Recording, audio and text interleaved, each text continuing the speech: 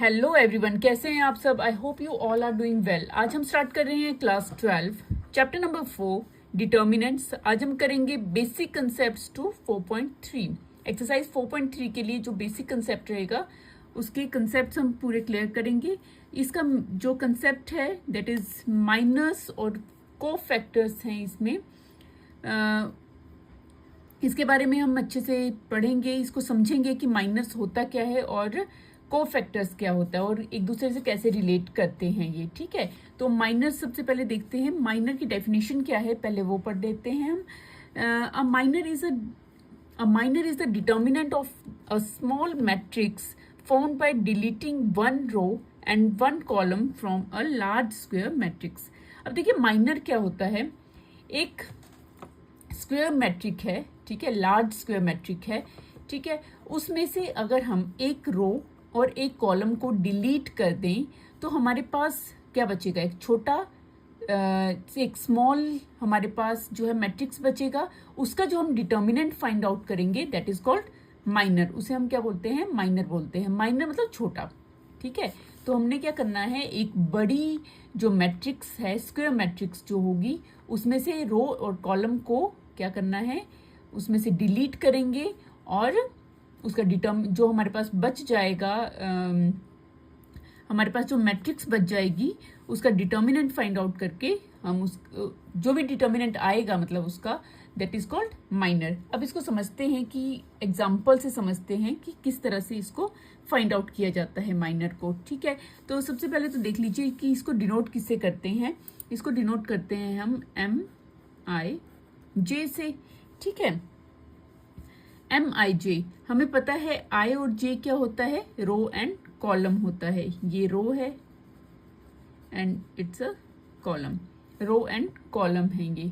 ठीक है, ये तो हमें पता है। ये जो है ऑर्डर बताता है किसी भी मैट्रिक्स का, I और J।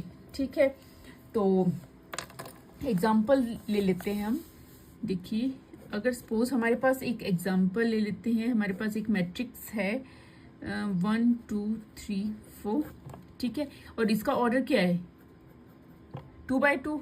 ठीक है, 2 by 2 की एक मैट्रिक्स ले ली हमने, और एक मैट्रिक्स ले लेते हैं हम 3 by 3 की। ठीक है, 1 2 3 4 5 6 5 4, इस तरह की एक मैट्रिक्स ले लेते हैं। ये कौन सी, क्या ऑर्डर है इसका, 3 by 3 ऑर्डर है। ठीक है, तो हमारे पास दो मैट्रिक्स हैं, एक 2 by 2 की और एक 3 by 3 की। सबसे पहले हमें इनका ऑर्डर पता होना चाहिए। ऑर्डर मीन्स हमने पढ़ा था प्रीवियस वीडियोस में, इनके ऑर्डर, फर्स्ट एलिमेंट का ऑर्डर क्या होता है, A11, देन सेकंड का A12, A13, ठीक है, A21, A22, A23, A31, A32, A33। ये हमें पता होना चाहिए कि किस एलिमेंट का क्या ऑर्डर होगा। ठीक है, ये पता होना चाहिए। ठीक है, इतना क्लियर हो गया।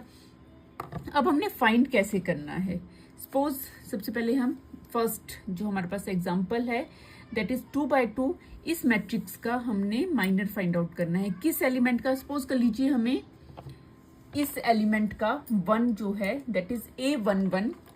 ठीक है, A11 का हमने, A11 है ना, इस एलिमेंट का जो ऑर्डर है वो क्या है, A11 है, A11 होता है। ठीक है, तो हमने इसका माइनर फाइंड आउट करना है। तो हम कैसे फाइंड आउट करेंगे इसका माइनर, हम क्या करेंगे, देखिए हमने फाइंड करना है M11 फाइंड आउट करना है। ठीक है, कैसे फाइंड आउट करेंगे, हमने ये फाइंड आउट करना है। इससे रिलेटेड जो जिसमें ये, जिस रो में ये है उसको कट करेंगे और जिस कॉलम में ये है उसको हम कट कर देंगे। बाकी जो एलिमेंट बचेगा, क्या बचा हमारे पास, 4 बचा, और 4 का जो डिटर्मिनेंट होगा दैट इज 4 होगा, ये हमें पता है। ठीक है, तो इसका आंसर क्या आ जाएगा, 4 आ जाएगा। तो ये 4 क्या है, माइनर है, किसका, M11 का, मतलब इस एलिमेंट का माइनर ये होगा। क्लियर है। इसी तरह से एक और एग्जांपल ले लेते हैं। सपोज कर लीजिए हमें 3 का फाइंड आउट करना है, M21 का फाइंड आउट करना है माइनर। ठीक है, M21 की पोजीशन क्या है, ये 3 आया, थ्री को हमने पिक किया है, इसका रो और इसकी कॉलम को हमने कट कर देना है, तो हमारे पास क्या बचा है, 2 बच गया है। ठीक है, तो इसका डिटर्मिनेंट फाइंड आउट करेंगे तो ये आ गया 2 आ गया। क्लियर हो गया, तो ये तो इजी है। ठीक है, तो ये तो हमें आ गया कि जो 2x2 ऑर्डर की जो भी मैट्रिक्स होगी उसका हमने माइनर कैसे फाइंड आउट करना है। क्लियर है, किस तरह से फाइंड आउट करेंगे, हमने क्या करना है, जिस भी एलिमेंट का हमने माइनर फाइंड आउट करना है उसका रो और कॉलम हम कट कर देंगे और जो बाकी एलिमेंट बचेगा उसका डिटर्मिनेंट फाइंड आउट करके वो उसका माइनर हो जाएगा। क्लियर, अब हम देखते हैं कि जो 3x3 एलिमेंट्स मैट्रिक्स है उसके लिए हमने किस तरह से फाइंड आउट करना है माइनर को। अच्छा, तो सपोज कर लीजिए हमें M11 फाइंड आउट करना है, M11 फाइंड आउट करना है। ठीक है, M11 मतलब ये है। ठीक है, फर्स्ट एलिमेंट ये 1 है, इससे रिलेटेड हम जो भी इसका जो रो और कॉलम है, जिस भी रो और कॉलम में ये प्रेजेंट है उसको हम कट कर देंगे। हमारे पास क्या बचा, ये बच गया, हमारे पास क्या मैट्रिक्स बच गई, 5 6 5 4, ये एलिमेंट्स बच गए हैं हमारे पास। ठीक है, इसका हमने डिटर्मिनेंट फाइंड आउट कर लेना है। इसका डिटर्मिनेंट फाइंड करने हमें आता है, क्या करते हैं हम, क्रॉस मल्टीप्लाई कर देते हैं। तो 5 4 सा क्या हो जाएगा 20, माइनस 6 5 सा क्या हो जाएगा 30। ठीक है, तो 20 माइनस 30 इज -10। क्लियर हो गया, आ गया। अच्छा, एक और एग्जांपल ले लेते हैं, M22 ले लेते हैं। M22 ये है, 5 है। ठीक है, तो इसमें देखो इसका रो और इसकी कॉलम को हमने कट कर लिया। हमारे पास क्या बचा, 1 3 और 6 4, ये बचा 1 3 6 4 बचा। जो भी एलिमेंट्स बचे हैं वो हमने यहाँ लिख लिए हैं। अब हमने इसका क्या करना है, डिटर्मिनेंट फाइंड आउट कर देना है। क्रॉस मल्टीप्लाई करेंगे, 4 1 ज़ा 4 माइनस 6 3 ज़ा 18 हो जाएगा। तो 4 माइनस 18 इज -14 आ गया। क्लियर हो गया। अच्छा, एक और एग्जांपल ले लेते हैं ताकि अच्छे से क्लियर हो जाए माइनस कैसे फाइंड आउट करते हैं। M23 देखिए 23 कौन सा हो गया, ये 6, ये रो और ये कॉलम को हमने कट कर दिया, रो एंड कॉलम 1 2 6 5 1 2 6 5, ये हमारे पास क्या आ गया, मैट्रिक्स आ गई है जो बचे हुए एलिमेंट्स हैं। ठीक है, हमने क्या करना है, जिस भी एलिमेंट का हमने माइनर फाइंड आउट करना है, उस जिस भी एलिमेंट का फाइंड आउट करना है, उस जिस रो में और जिस कॉलम में है वो उसको कट करके जो बाकी की एलिमेंट्स बचेंगे वो हमने लिख लेने हैं। और अगर वो 2x2 की फॉर्म में आ रहे हैं तो उसका cross multiply determinant find out कर लेना है, बस डिटर्मिनेंट फाइंड आउट करना है। ठीक है, सिंगल नंबर है तो वही होगा उसका डिटर्मिनेंट, जैसे यहाँ पे हमने किया है। और अगर इस फॉर्म में है 4 है तो क्रॉस मल्टीप्लाई कर देंगे हम, 5 1 ज़ा 5 माइनस 6 2 ज़ा 12 हो जाएगा, दैट इज -7। तो हमें माइनस फाइंड करने आ गए हैं। हमने किस तरह से माइनर फाइंड आउट किए हैं, बहुत इजी है, आपको इजी से अच्छे से क्लियर हो गया होगा। जिस भी एलिमेंट का हमने माइनर फाइंड आउट करना है, चाहे वो 2x2 ऑर्डर में हो या 3x3 ऑर्डर में हो, हमने क्या करना है, उसके रो और कॉलम जो भी उससे रिलेटेड रो एंड कॉलम होगा उसको कट कर देंगे और जो बाकी की एलिमेंट्स बचे हैं उसको लिख के हमने उसका डिटर्मिनेंट फाइंड आउट कर लेना है। जो डिटर्मिनेंट आएगा वो माइनर होगा। क्लियर है, ओके। अब देखते हैं नेक्स्ट जो हमारे पास कंसेप्ट है, दैट इज कोफैक्टर। देखिए कोफैक्टर्स क्या होते हैं। कोफैक्टर्स जो है हम क्या करते हैं, माइनर से ही कोफैक्टर फाइंड आउट किया जाता है। ठीक है, मतलब हमें माइनर का यही यूज है कोफैक्टर को फाइंड आउट करना। क्लियर, तो कोफैक्टर की हम डेफिनेशन पढ़ लेते हैं। कोफैक्टर होता क्या है, a cofactor is a signed version of a minor used in the process of finding the determinant. Minor का साइन वर्जन होता है, ठीक है। कोफैक्टर क्या होता है, माइनर का साइन वर्जन होता है, ठीक है। और इसको हम यूज करते हैं डिटर्मिनेंट फाइंड करने में इसका यूज किया जाता है। क्लियर है। और इसको हम डिनोट करेंगे AIJ में। अब देखिए हमने जो माइनर था, माइनर को हमने किससे डिनोट किया था, MIJ से, ठीक है।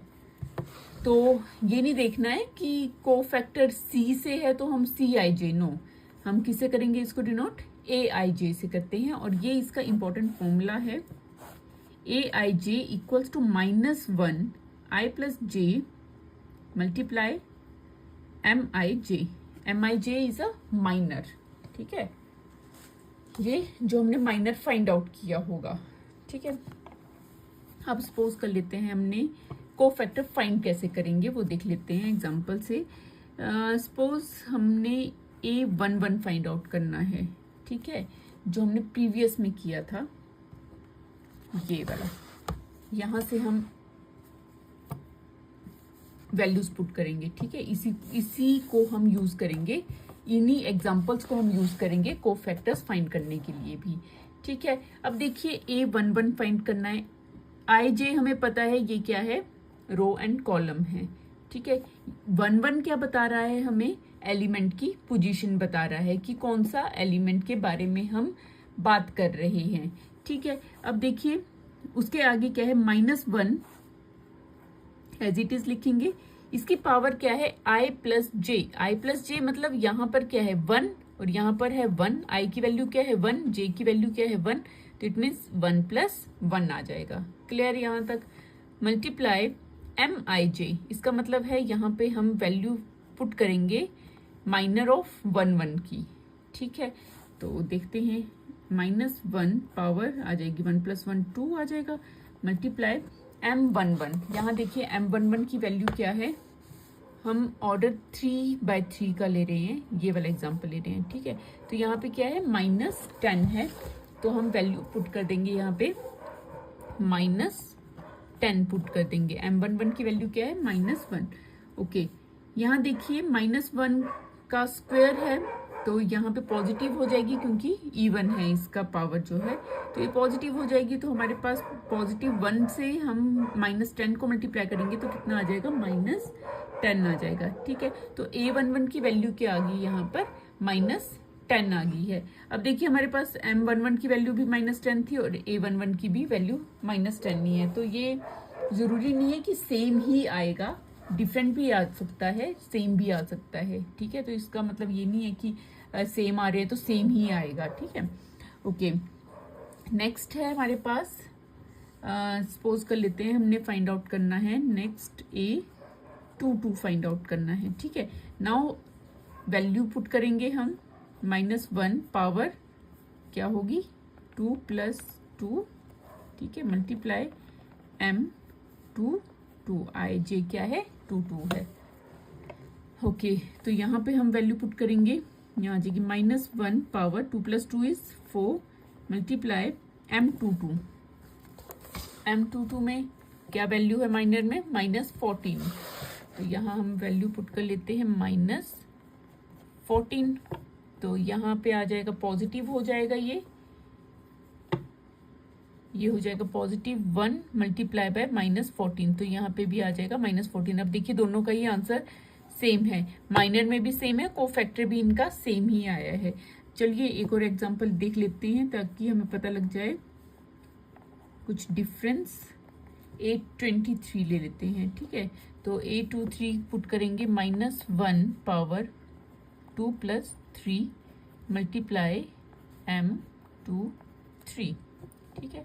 तो यहाँ आ जाएगा -1 पावर 2 + 3 = 5 मल्टीप्लाई M23 की वैल्यू क्या है, यहाँ पर -7 है, तो -7 यहाँ पे वैल्यू हम पुट कर देंगे, ठीक है। तो अब देखिए -1 की पावर क्या है, ऑड नंबर है, इसका मतलब यहाँ पर -1 रहेगा मल्टीप्लाई बाय -7, तो यहाँ जब हम मल्टीप्लाई करेंगे ये पॉजिटिव हो जाएगा। तो देखिए यहाँ पे जो हमारे पास माइनर था वो -7 था, और बट आंसर जो यहाँ पे को फैक्टर आया है वो पॉजिटिव में आया है। ठीक है, तो यहाँ पे पता लग जा रहा है कि जरूरी नहीं है कि आपका जो माइनर आएगा वही को फैक्टर भी आपका सेम आंसर आए। ठीक है, कभी कभी आ सकता है, कभी नहीं होगा। ठीक है, तो ये हमारा जो कंसेप्ट थे माइनस और को फैक्टर्स, इससे रिलेटेड क्वेश्चन हम करेंगे एक्सरसाइज 4.3 में। आई होप आपको अच्छे से समझ आ गया होगा पूरा कंसेप्ट माइनर और को फैक्टर्स का जो हमने अभी किया। अगर आपको समझ आ गया है तो वीडियो को लाइक शेयर जरूर करें, और अगर चैनल में नए हैं तो चैनल को सब्सक्राइब करना बिल्कुल ना भूलें। तो इस वीडियो में इतना ही, मिलते हैं इसी तरह की नेक्स्ट एजुकेशन वीडियो के साथ। Thank you and keep watching.